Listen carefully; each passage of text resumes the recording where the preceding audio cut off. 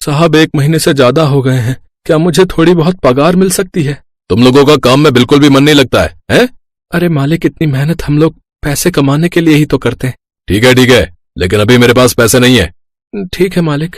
इतना कहकर मंकू अपने मजदूर दोस्त राजेश के साथ वहाँ से चला गया। यार मंकू, सोमवार को ये बुढ़ा पैसे दे दे, उसके बाद मैं काम पर ही नहीं आऊंगा यार। वैसे भी मेरे बेटे की नौकरी लग गई है, उसने कहा है कि पापा आपको काम करने की कोई जरूरत नहीं है। मंकू, काश तेरा भी कोई बेटा होता तो इस बुढ़ापे में तुझे इन जैसे हरामखोरों की बातें सुननी नहीं पड़ती और न ही पैसों के लिए गिड़गिड़ाना पड़ता। राजेश, बच्चों को इस लालच में पाल पोस कर बड़ा नहीं किया जाता कि बुढ़ापे में वो हमारी मदद करेंगे। मुझे पता है कि तू मुझसे ऐसी बातें क्यों कर रहा है, क्योंकि मेरा कोई बेटा नहीं है बल्कि मेरी एक बेटी है। इतना कहकर मंकू अपने घर चला गया। रात में खाना खाने के बाद मंकू अपनी पत्नी से बातचीत कर रहा था। क्या हुआ, किसी ने कुछ कह दिया क्या?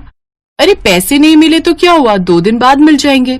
अरे वो बात नहीं है, मुझे तो अपने परम मित्र राजेश की बात को सोच सोच कर गुस्सा आ रहा है। अरे वो तो 1 नंबर का नशेड़ी आदमी है, मैंने कितनी बार कहा है कि उससे दोस्ती तोड़ दो। वैसे ऐसा क्या कह दिया उसने कि आपका मुंह लटका हुआ है?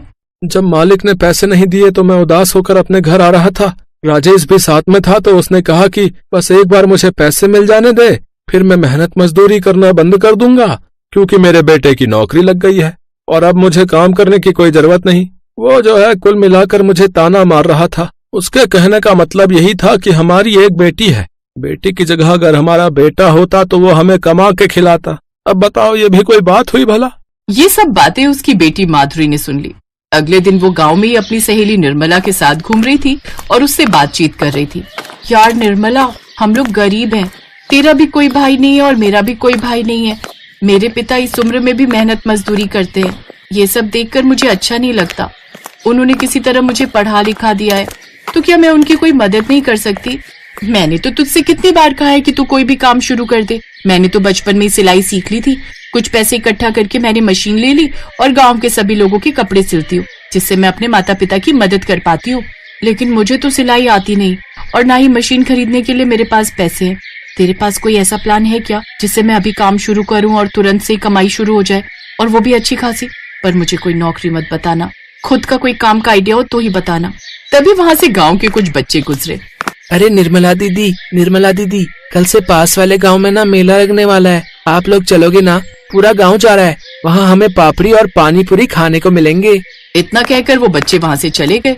तभी निर्मला के दिमाग में एक आइडिया आया। अपने गांव में, यहाँ तक कि आसपास के गांव में भी कोई पानी पूरी वाला नहीं है। अगर तू पानी पूरी का बिजनेस शुरू कर दे तो पहले दिन से ही रफ्तार पकड़ लेगा, क्योंकि यहाँ के लोग सिर्फ पानी पूरी खाने के लिए 4-5 किलोमीटर दूर चले जाते हैं।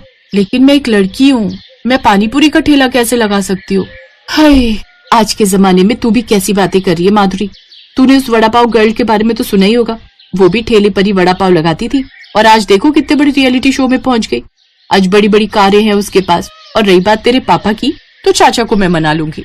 अरे नहीं, मेरे पापा मना नहीं करेंगे, बल्कि वो तो मेरी मदद करेंगे।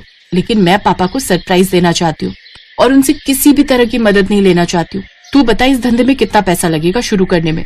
अरे ज्यादा नहीं, ज्यादा से ज्यादा 2-4 हजार से शुरू कर सकते हैं। मैं इतने रुपए अपने पापा से तो मांग नहीं सकती। तू तो सिलाई का काम करती है, तू ऐसा कर, आइडिया तूने दिया है तो पैसे भी तू ही दे दे।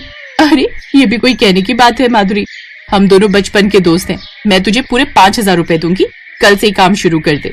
माधुरी बहुत खुश हुई। उसने इस बारे में रात में अपने पापा से भी बात। पापा, आपने वो कहावत तो सुनी ही होगी कि मारी छोरियां छोरों से कम है कि? लोग आपसे कहते रहते हैं ना कि काश आपके घर एक बेटा पैदा होता। कुछ ही दिनों में लोग ये कहने लगेंगे कि काश हमारे घर एक मंकू की जैसी बेटी पैदा हो जाती। बेटा, मुझे समाज की बिल्कुल परवाह नहीं है, तुझे जो करना है कर। किसी भी प्रकार की मदद की जरूरत हो तो मुझसे मत कहना, क्योंकि मैं चाहता हूँ कि मेरी बेटी खुद के दम पर इन गांव वालों को कुछ करके दिखाए, ताकि लोगों के मुंह पर तमाचा पड़े। कुछ दिनों बाद माधुरी ने पानीपुरी का ठेला लगा लिया। गांव में पानीपुरी का ठेला देख सारे बच्चे, बूढ़े, बुजुर्ग, औरतें, आदमी सब उस ठेले पर टूट पड़े। सुबह से लेकर शाम तक उसकी दुकान पर लाइन लगने लगी। ये बात जब गांव के प्रधान को पता चली तो उसने अपने आदमियों से कहा, कुछ महीनों से यह पानीपुरी वाली लड़की कुछ ज्यादा ही उछल रही है। इस गांव का लौंडा हमसे आगे निकलने की कोशिश नहीं करता और ये लड़की हमसे आगे निकल रही है। इस काम के लिए इसे कम से कम मेरी मदद तो लेनी चाहिए थी। बिना मेरी परमिशन के इसने गांव में ठेला खोल दिया। पलटा दो उसका ठेला। प्रधान के आदमियों ने माधुरी के पानीपुरी का सारा सामान उठाकर सड़क पर फेंक दिया। एक लड़की होकर पानीपुरी का ठेला लगाकर तो इस गांव की बदनामी कर रही है, और धंधा करने से पहले कम से कम प्रधान जी की परमिशन तो लेनी चाहिए थी ना, पर तूने ऐसा नहीं किया। अब दोबारा ऐसा कुछ करने की कोशिश भी मत करना, समझी? प्रधान का आदमी वहाँ से चला गया। माधुरी को कुछ भी समझ में नहीं आ रहा था कि वो क्या करे। अगर मेरी आंख से एक भी आंसू छलका और मैं टूट गई तो मेरे पिताजी और एक गांव वाले कभी भी मुझे आगे नहीं बढ़ने देंगे। ऊपर वाले तू ही कुछ मदद कर। अगले ही पल एक संत माधुरी के पास आए। अरे बेटी, इस संत को कुछ खिला दो। बाबा, आप देख रहे हैं मेरा ठेला खाली हो चुका है, सारा सामान नीचे पड़ा हुआ है, मेरे पास आपको खिलाने के लिए कुछ नहीं है। बेटा, तू पानी पूरी जमीन से उठा और यही मुझे खिला दे। लगता है बाबा जी को कुछ ज्यादा ही भूख लगी है। ठीक है, अगर बाबा जी आप खुद कहते हैं तो मैं पानीपुरी खिला देती हूँ। माधुरी ने वो पानीपुरी जमीन से उठाकर संत महात्मा को खिला दिए। बेटा, मैं बनारस से यात्रा के लिए निकला हूँ, ये लो अगरबत्ती। इस अगरबत्ती को अपने ठेले पर लगा देना, फिर उसके बाद तुम्हारी जिंदगी में जितनी भी कठिनाइयां आएंगी वो कठिनाइयां खुद ब खुद हार कर तुझसे दूर चली जाएंगी। इतना कहकर वो संत महात्मा वहाँ से चले गए। माधुरी को कुछ भी समझ में नहीं आया, लेकिन उसने उसी वक्त वो अगरबत्ती अपने ठेले पर लगा दी। जैसे ही अगरबत्ती का धुआं चारों तरफ फैला, वैसे ही उसका ठेला पानीपुरी से भर गया।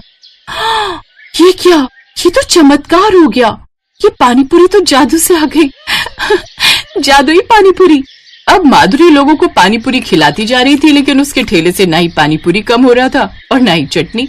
मैंने तुझे एक छोटा सा काम दिया था, एक लड़की से हार गया तू, एक लड़की का ठेला नहीं पलटा पाया। मैंने उसका सारा सामान फेंक दिया था मालिक, पता नहीं ये सब कैसे हो गया। लगता है उसने पैसे तो बहुत ही कमा लिए थे, इसलिए उसने दोबारा सारा सामान भर लिया होगा। तुम सब लोग मेरे साथ चलो, देखता हूँ वो लड़की यहाँ पानीपुरी का ठेला कैसे लगाती है। माधुरी बहुत समझदार और चालाक तो थी ही। उसे पता था कि प्रधान या उसके आदमी नुकसान पहुंचाने के लिए जरूर आएंगे, इसलिए उसने कुछ हवलदारों को अपने ठेले से थोड़ी दूर पर छुपा रखा था। प्रधान अपने आदमियों के साथ वहां पर आया और जैसे ही उसके आदमियों ने ठेले को पलटने की कोशिश की, वैसे ही उनके आदमियों को हवलदारों ने गिरफ्तार कर लिया। प्रधान जी, आप और यहाँ, मैं आपको पानीपुरी खिलाती हूँ। अरे घबराइए मत, मैं आपसे बिल्कुल पैसे नहीं लूंगी। माधुरी के इतना बोलते ही प्रधान के लालची दिमाग में एक आइडिया आया। अरे बेटा, कम से कम हमसे एक बार इजाजत तो लेनी चाहिए थी। चलो छोड़ो, हम तुम्हें इस गांव में पानीपुरी का बिजनेस करने की परमिशन देते हैं। प्रधान के कोटे से तुमको एक रेस्टोरेंट बनाने के लिए जमीन मुफ्त में दी जाएगी, लेकिन हर रोज मुझे, मेरे परिवार और मेरे आदमियों को मुफ्त में पानीपुरी खिलानी पड़ेगी। शर्त मंजूर है प्रधान जी, बस आप अपने वायदे को मत भूलना। सारे गांव वाले गवाह हैं।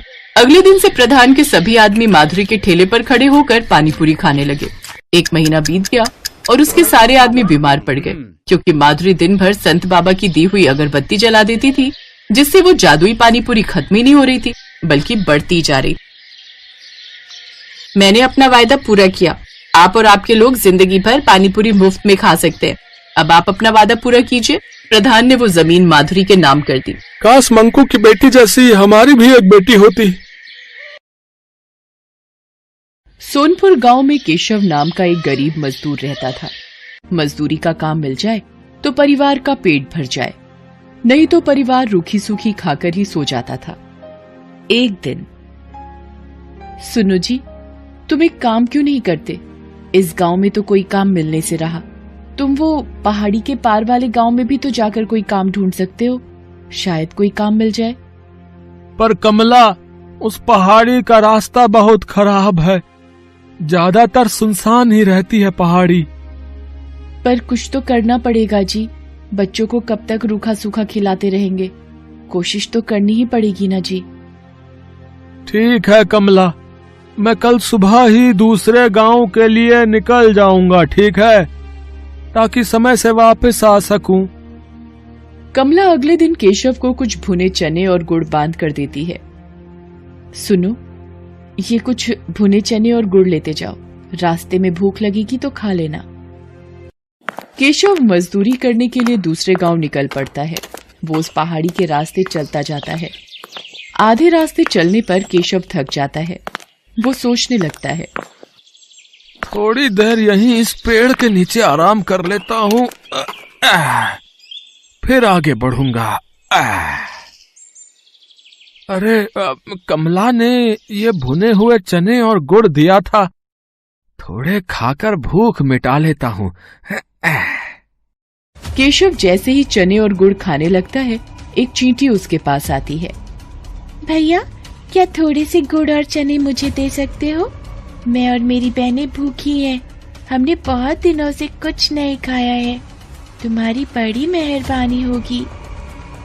हाँ हाँ, ये लो। तुम इन गुड़ और चनों से अपना और अपनी बहनों का पेट भर लो। चींटी खुशी खुशी वो गुड़ और चने अपनी बहनों को खिलाती है। जैसे ही चींटियां गुड़ और चने खाती हैं, देखते ही देखते वो सब सुंदर परियां बन जाती हैं। केशव ये सब देखकर हैरान रह जाता है। शुक्रिया रागीर, आज तुम्हारी वजह से हम श्राप से मुक्त हो गई। हम परीलोक से धरती पर घूमने निकली थी। इस पेड़ के नीचे एक महात्मा भोजन कर रहे थे।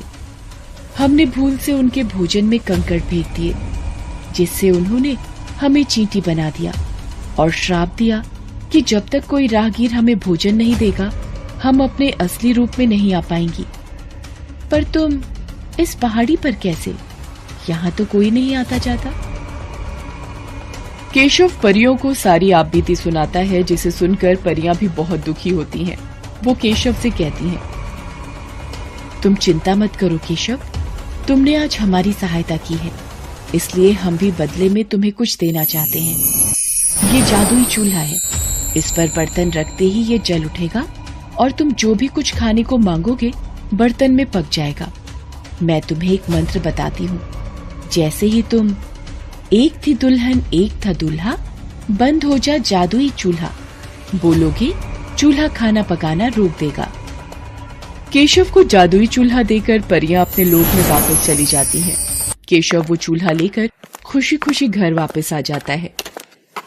अरे, तुम तो बहुत जल्दी वापस आ गए, और ये चूल्हा कैसा? अरे कमला, रुको, मैं तुम्हें एक जादू दिखाता हूँ। तुम एक पतीली लेकर आओ। हाँ। कमला एक खाली पतीली लेकर आती है। केशव पतीली को जादुई चूल्हे पर रखता है और चूल्हा जल उठता है। केशव दाल बोलता है और पतीली दाल से भर जाती है। केशव एक एक करके चूल्हे पर बर्तन रखता जाता है और मिनटों में सारा खाना बनकर तैयार हो जाता है। ये देखकर कमला और बच्चे बहुत खुश होते हैं। देखा कमला, मिनटों में सारा खाना इस चूल्हे पर तैयार हो रहा है। और कुछ चाहिए तो बोलो। बस बस, अभी इतना बहुत है हमारे लिए। ठीक है, मैं इस चूल्हे को अब बंद कर देता हूँ। एक थी दुल्हन एक था दूल्हा, बंद हो जा जादुई चूल्हा। केशव मंत्र बोलता है और चूल्हा बंद हो जाता है। अब केशव के परिवार को भूखा भी नहीं सोना पड़ता था। एक दिन, सुनो जी, मैं सोच रही हूँ क्यों ना हम एक चाय का ढाबा खोल लें। इस चूल्हे पर चाय और पराठे बनाकर बेचा करेंगे। इससे थोड़ी कमाई भी होनी शुरू हो जाएगी और तुम्हारी काम की तलाश भी बंद हो जाएगी। कह तो तुम ठीक रही हो कमला, बिल्कुल ठीक है। अब मैं एक दुकान किराए पर ले लेता हूँ। जो पैसे आएंगे उससे किराया भी भर देंगे और घर खर्च भी निकल आएगा। केशव घर के नजदीक ही एक छोटी सी दुकान किराए पर ले लेता है और जादुई चूल्हा रखकर चाय बनानी शुरू कर देता है। धीरे धीरे केशव का चाय नाश्ते का ढाबा चल पड़ता है। आने जाने वाले लोग केशव के ढाबे पर रुककर चाय पराठे खाया करते थे। जिन गरीबों के पास पैसे नहीं होते थे, केशव उन्हें मुफ्त में ही खाना बांट दिया करता था। उसे अपनी गरीबी के दिन याद थे। धीरे धीरे केशव की गरीबी की हालत में सुधार होने लगता है। एक दिन, अरे भाई केशव, कैसे हो? अरे मोहन, अरे तुम शहर से कब आए भैया? है, गांव का तो रास्ता ही भूल गए लगता है। बस काम से फुर्सत ही नहीं मिलती। वो तुम्हारी भाभी को यहाँ गांव में कुछ काम था ना, तो 2-1 दिन के लिए आए हैं। मैंने सुना है तेरे तो वारे न्यारे ही हो गए हैं। तूने ढाबा खोल लिया यार, जिसकी चर्चा पूरे गांव में हो रही है। हाँ मित्र, बस सब भगवान की कृपा है। बात कुछ और ही है। ये ऐसे नहीं मानेगा, मुझे सच का पता लगाना ही होगा। अगले दिन केशव ढाबे पर जाता है। मोहन भी उसके पीछे पीछे जाता है। अरे मोहन, अरे इतनी सुबह सुबह। मैंने सोचा कल वापस शहर जा रहा हूं तो आज तुम्हारे ढाबे पर ही चाय नाश्ता कर लूं, है कि नहीं? पता नहीं शहर से फिर कब आना हो। हाँ हाँ मोहन, बिल्कुल बिल्कुल भाई, ये भी कोई कहने की बात है। अरे तुम बैठो, मैं तुम्हारे लिए चाय और पराठा लेकर आता हूं ना। केशव ढाबे की रसोई में चला जाता है। मोहन केशव को छुपकर देखने लगता है। ये क्या जादू है? केशव ने इस चूल्हे पर पतीली रखी और खाली पतीली चाय से भर गई। अरे अब ये तवा रख रहा है, ये क्या पराठा भी बन गया? ये तो कोई जादुई चूल्हा है। अच्छा तो ये बात है, तभी कहूं ये रूखी सूखी खाने वाले ने ढाबा कैसे खोल लिया? ये चूल्हा वैसे मेरे पास होना चाहिए, मैं इसे चुरा लेता हूँ। हाँ। शाम को जब केशव घर लौट जाता है, मोहन रात के वक्त चूल्हा चुराकर पत्नी के साथ शहर भाग जाता है। केशव जब ढाबे पर आता है, चूल्हा गायब होता है। अरे अरे कमला, कमला, अरे हमारा जादुई चूल्हा चोरी हो गया है। अब हम क्या करेंगे? अब हम क्या करेंगे? कैसे पैसे कमाएंगे? सुनो जी, जो हो गया सो हो गया। इस बहाने हमें मार्गदर्शन तो मिला। अब आप एक नया चूल्हा लेकर इस ढाबे को आगे बढ़ाओ, देखना आपकी मेहनत रंग लाएगी। केशव एक मेहनती व्यक्ति था, इसलिए उसने फिर से एक नई शुरुआत की। उधर जब मोहन अपनी पत्नी के साथ शहर में अपने घर पहुंचा। जाओ शीला, एक खाली पतीली ले आओ, अभी तुम्हें इस चूल्हे का जादू दिखाता हूँ। जादुई चूल्हे, मुझे पुलाव चाहिए, पुलाव। चूल्हे पर बर्तन रखकर मोहन ने जैसे ही पुलाव बोला, चूल्हा जलने लगा और पुलाव बनता चला गया। मोहन चूल्हे को फूंक मार मार कर बंद करता रहा, पर वो बंद ही नहीं हो रहा था। अरे ये चावल बनने तो बंद ही नहीं हो रहे। अरे ऐसे तो पूरा कमरा भर जाएगा, हम दोनों चावल के ढेर में दबकर मर जाएंगे। शीला क्या करूं, कुछ समझ नहीं आ रहा है। अब तो एक ही रास्ता है, इस चूल्हे को तोड़ दो। हाँ हाँ, ये ठीक रहेगा, मैं इस घटिया चूल्हे को तोड़ देता हूँ। मोहन गुस्से में चूल्हे को पटक कर तोड़ देता है। चूल्हे के 2 टुकड़े हो जाते हैं और जादू खत्म हो जाता है। चूल्हे की जगह मिट्टी का ढेर पड़ा रह जाता है। केशव को जादुई चूल्हे की मदद से काम मिल जाता है और वो मेहनत से पैसे कमाने लगता है, जबकि मोहन के हाथ में आकर जादुई चूल्हा मिट्टी हो जाता है। किस्मत भी उनका ही साथ देती है जो ईमानदार और नेक दिल होते हैं। चोर और मक्कार व्यक्तियों के हाथ